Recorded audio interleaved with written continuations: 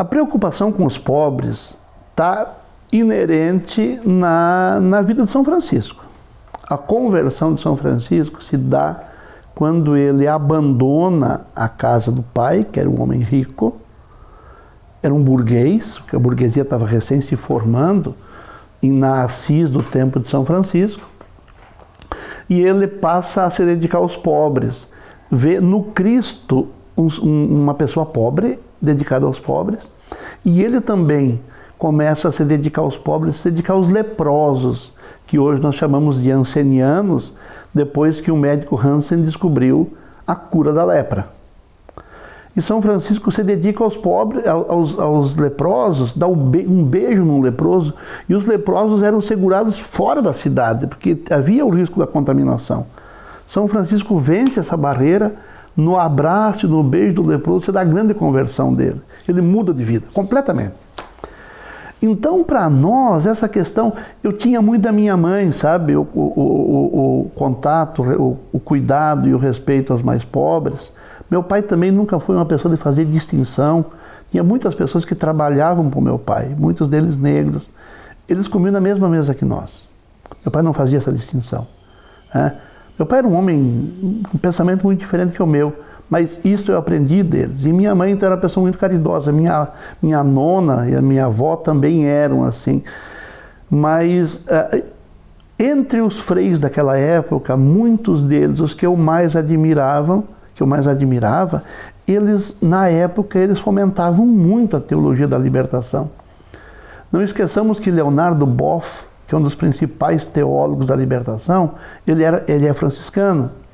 Então, muitos dos meus formadores foram alunos do Leonardo Boff, em Petrópolis, Rio de Janeiro. Muitos freis do Rio Grande do Sul iam para Petrópolis, estudavam lá, tinham um curso específico chamado Cefepal. Eles estudavam lá e voltavam de lá com muitas ideias, assim, muito arejadas, né? De Freud, por exemplo, eles voltavam lá conhecendo muito Freud. Conheciam a psicologia, venciam essa barreira do moralismo, sabe?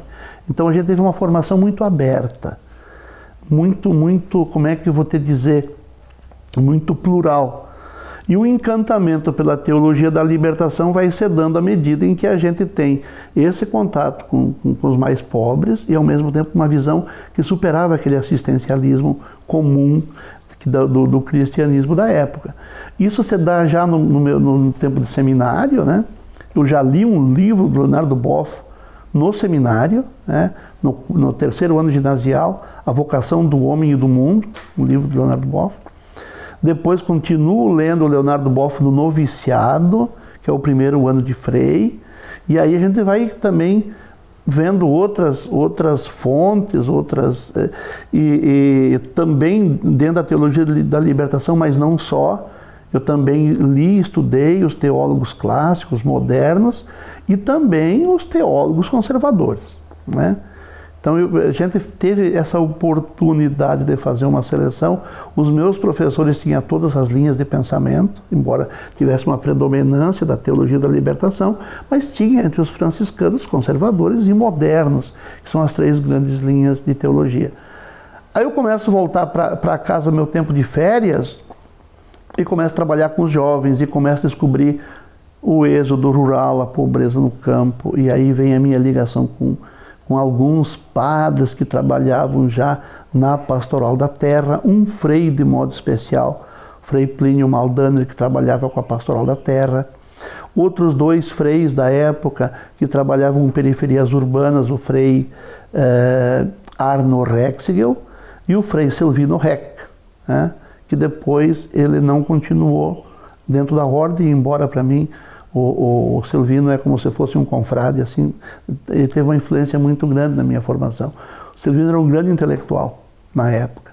Mas o Frei Arno, embora tivesse uma boa formação intelectual, o Frei Arno era muito prático, era o cara das comunidades, o cara das relações, pessoas. E o Frei Plínio era o cara da terra, né? O cara da organização dos agricultores, dos colonos, né? Dos pequenos agricultores, dos sem terra. E essas pessoas me influenciaram muito, e a partir deles a gente foi fazendo opções, e uma dessas opções veio com a teologia da libertação desafiava a gente para ir para a prática.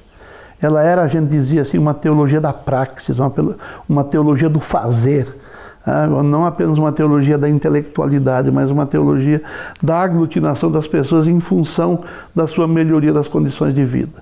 E isso aos pouquinhos foi se consolidando até que a gente então consolidou uma militância, uma visão de mundo, uma posição ideológica no mundo, uma posição de classe, e a partir dessa então a construção de um cristianismo transformador.